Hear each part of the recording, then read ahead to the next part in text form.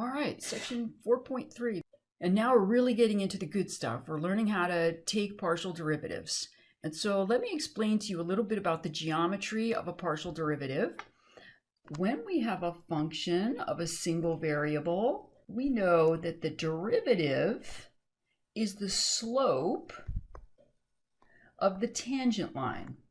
But if we have a surface, then there's a whole tangent plane at any point. There's a whole plane that's tangent to that surface. So to talk about the slope of the tangent line doesn't really make any sense because there are infinitely many lines in that plane.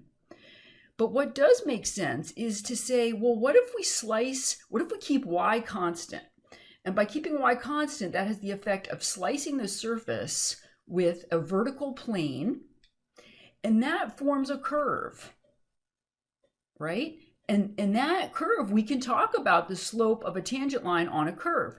And that's called the partial derivative with respect to x. It's how the surface is changing as x changes and y is constant. Now, there are, of course, technical definitions for partial derivatives. Here's the partial derivative with respect to x. Now, this symbol here, hang on a second, dogs. This symbol is called a del, and it's like a squirrely D. It's not a delta, but it's del. And the first person to use that was Legendre. And there's a funny story about him that I'll tell you in person someday. But we actually have no pictures of Legendre. The only thing we have is this caricature that was made of him in 1820. But people for 100 years thought that this was Legendre, but this was a different Legendre. Anyway, I think it's easier if you don't want to use partial derivative notation, del f, del x, you can use just f sub x, and that means partial derivative. Now, if you look at the definition of derivative here, it looks a lot like the definition from Math 1a, except that there's two variables going on, and the plus h part is grouped with the x, and then for the partial with respect to y, it's grouped with the y. And so, we're not going to spend a lot of time, well, any time, finding partial derivatives using the definition, but I did want to just give you, if you're curious, an example of how you would do that using the definition. I found the partial derivative of f of x equals x squared plus y squared at 2, 1 using the definition, and I got 2x. Okay. What does that mean geometrically?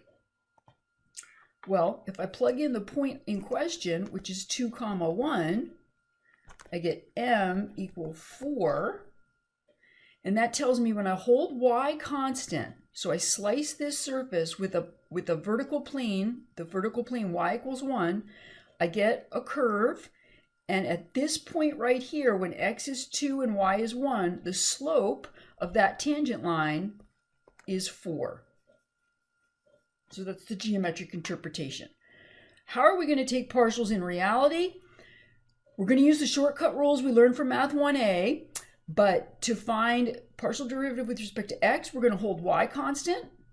And to find partial derivatives with respect to y, we're going to hold x constant.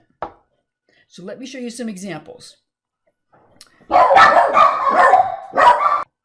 Sorry, I've got visitors because of the fire, so my friends have been evacuated out of Shaver, and so there's a lot of dogs in here barking. I apologize. Okay, f sub x. Think of y as a constant, like 5 or 7. Okay, so the variable is x. So take the derivative of x squared, 2x. Take the derivative of 3xy. The derivative of x is 1, and 3y is constant.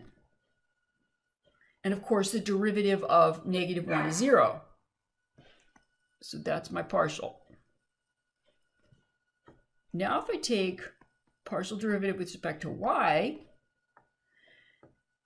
x squared is constant. Think of x as constant. Some students replace it with like a number like 5, but then they forget to replace the 5 back with the x at the end. So I don't suggest doing that. I suggest you just stick it in your head. Okay, x is constant. So that's 0. That derivative is 0. And then the derivative of 3xy, 3x is constant, y is the variable. The derivative of y is 1, so that gives me 3x. And then the derivative of this y is 1, and that's it. Okay, let's do some more. I'm starting out easy, and I'm going to get, progressively harder. So, because that's how they tell us pedagogy works. F sub x. All right, y cubed is constant. So the derivative of x squared is 2x, and the y cubed just follows along. All right, and then we add on the derivative of ln of this stuff. Now I'll remind you, just in a single variable, when you're taking ln u of x prime, you want u prime over u. That was on our primer of derivatives from the last lecture. And so I take the argument and I put it in the denominator, 3x plus, oh, this pen's driving me nuts, 3x plus y squared. And in the numerator, I put the partial derivative with respect to x, which is just 3 because y squared is constant. So that's my partial with respect to x. Now I'll do the partial with respect to y. Erase that. Here's my x. F sub y. Okay, x squared is constant. So I go 3x squared y squared. And then for the log part, take the argument, put it in the denominator, and put its derivative with respect to y in the numerator. 3x is constant, so its derivative is 0, so I just get 2y.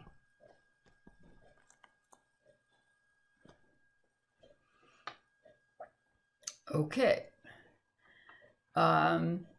Here I'm changing up the notation a bit. I'm using the del instead of the f, the f sub x. So I'm saying z is this function. We want del z, del x, and del z, del y.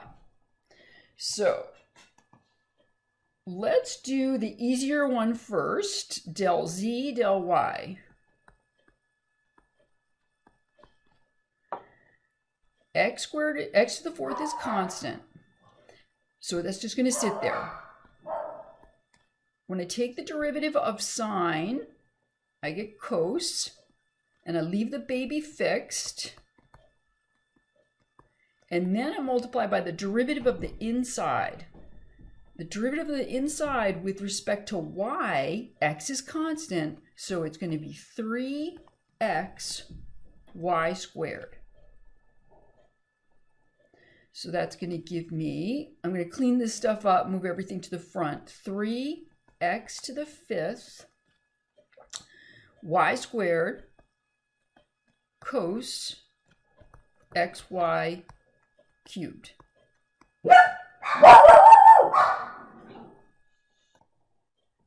Okay, now we'll take the partial with respect, I locked the dogs up, by the way.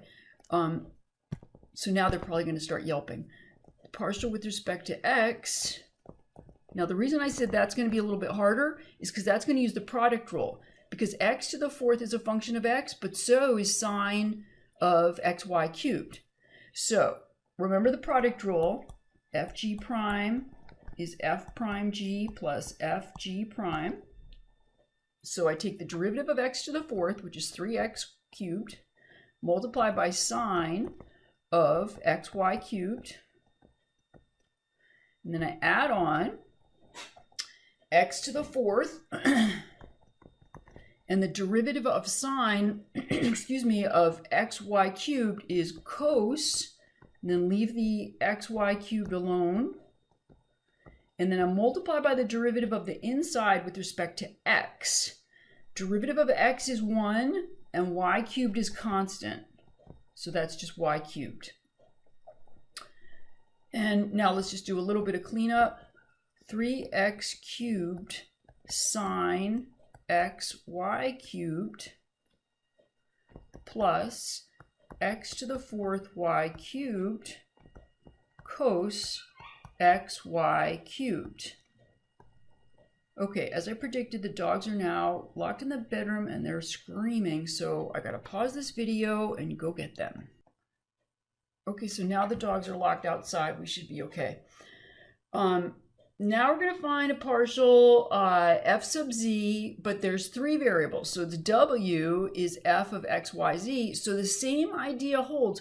Hold everything constant except the one variable you're interested in. So I'll put, so f sub z. Now I've got a z squared, and then I have e to the xyz plus y. So that's going to be product rule because I have two functions of z. So derivative of the first is 2z multiplied by the second. Then I add on z squared, leave a space, and the derivative of e to the xyz plus y is e to the xyz plus y. And in the front, I multiply by the derivative of xyz plus y with respect to z. Now y is constant, so that has derivative of 0. The derivative of z is 1, and so I get the constant xy that comes out. And that is my derivative. Okay, here's an easy problem if you know what you're being asked for. So the surface, this surface here, intersects the plane y equal -1 in a curve that I have drawn there.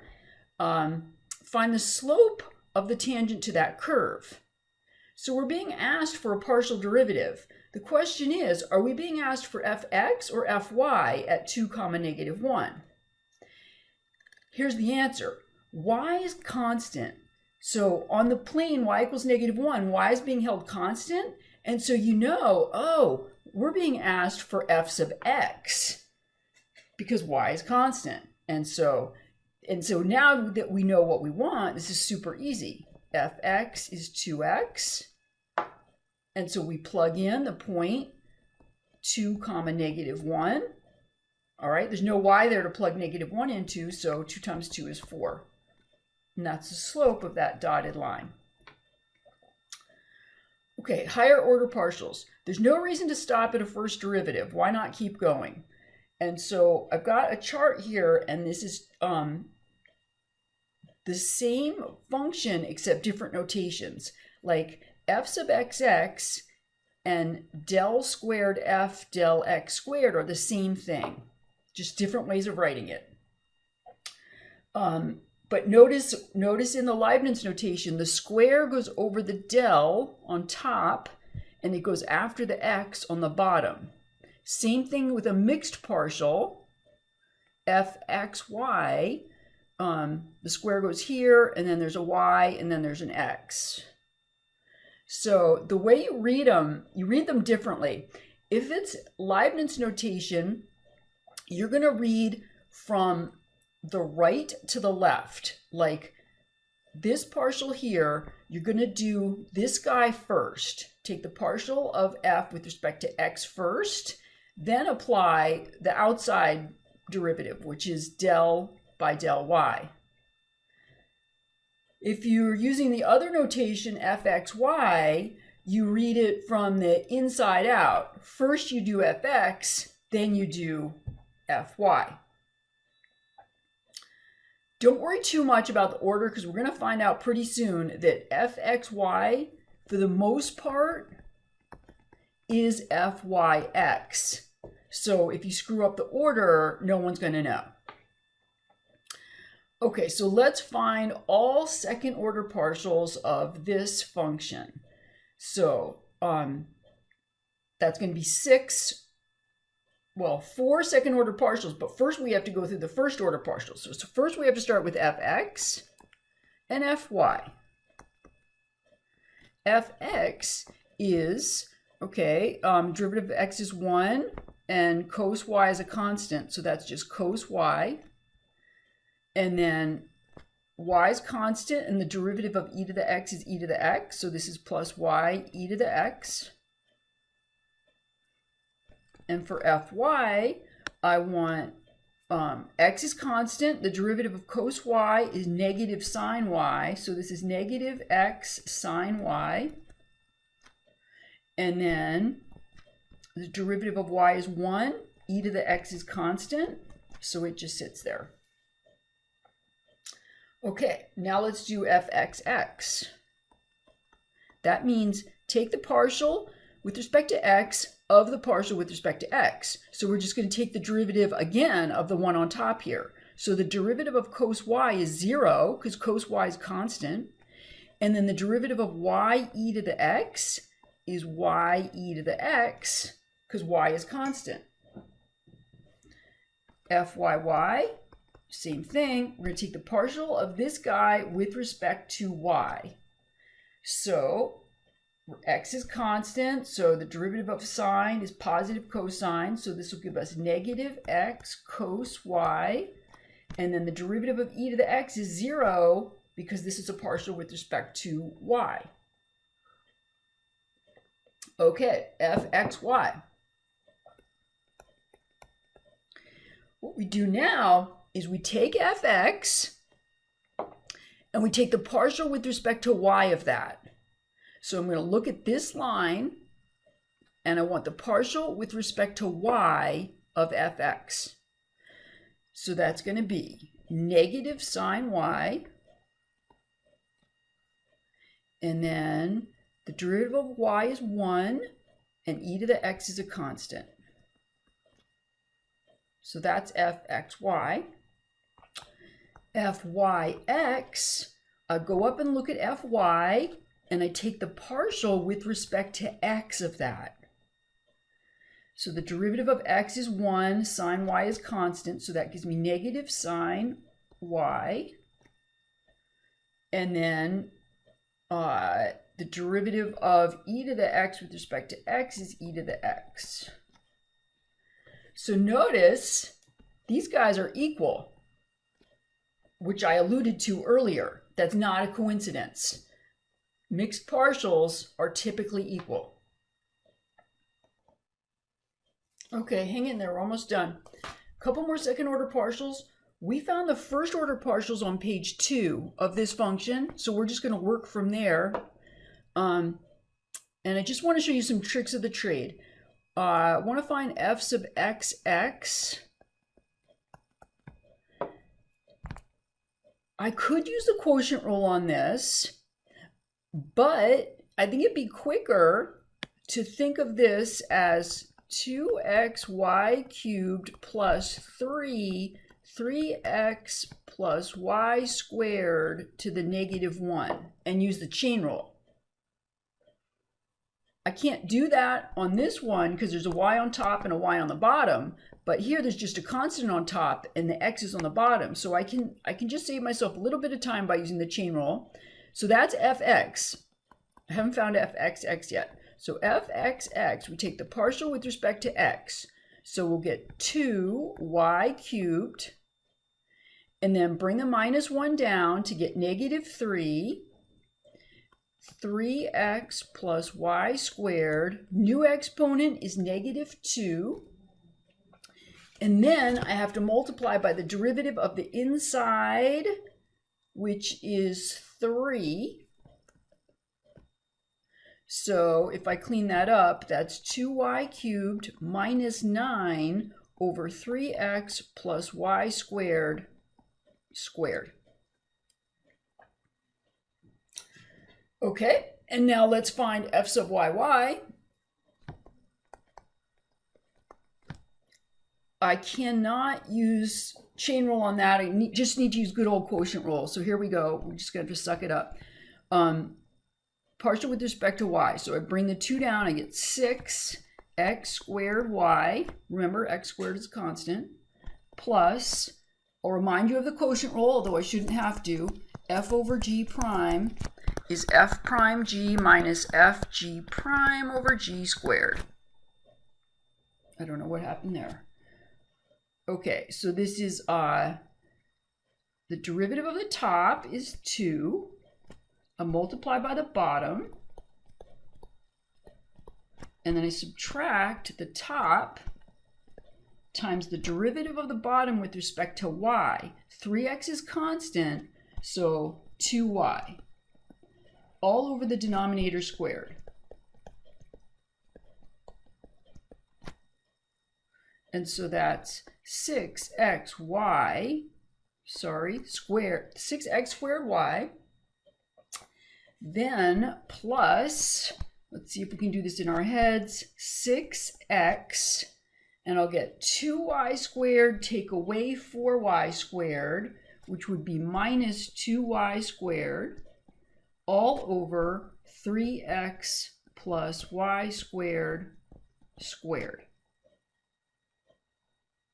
So far I've got my fyy and my fxx, and now let's find fxy. Now I'm not going to find fyx because I know it's equal, well I don't know yet, but I'm pretty sure from, actually I do, just trust me, fxy will be equal to fyx. So let's just find fxy. So I'm going to take fx, which is up here, and I'm going to take the partial with respect to y. So 3 comes down, 6xy squared. Then I use the chain rule, a minus 3 comes down. Well, minus comes down and multiply by 3. Leave the inside fixed, 3x plus y squared. New exponent is negative 2. And then I have to multiply by the derivative of the inside with respect to y, which is 2y. So when I clean that up, I get, running out of real estate, I'll go over here, 6xy squared minus, there'll be a 6y on the top, and a 3x plus y squared on the bottom. So that's just a little tip. You know, if you can use the chain rule by using negative exponents, do it. You can't though if the variable's on top and bottom, then you just have to suck it up and use the quotient rule. All right, Clairaut's theorem tells us that mixed partials are equal as long as there's some fine print, you're in an open region and everything's continuous. That's going to be the case for us. So I'm not going to say anything more about that. Quick mention of geometric interpretation of second order partials. We know from math, one of our maths, that a positive first derivative means the function is increasing. A negative first derivative means the function's decreasing. A positive second derivative is a happy face. It means the curve is concave up. And a negative second derivative is a sad face. It means the graph is concave down. So let's just take a look at fx and fxx for this picture here. And here's my function. Fx is 2x. And note when x is greater than 0, 2x is positive. And sure enough, so this is the direction of positive x. Sure enough, this curve here, this is increasing. I'm slicing, I'm keeping y constant. I'm slicing with the plane y equals 0 so I can get a curve. And that curve is increasing. Notice also that when I do that slicing, I'm getting this curve and it's concave up. And we're going to see that when we look at fxx.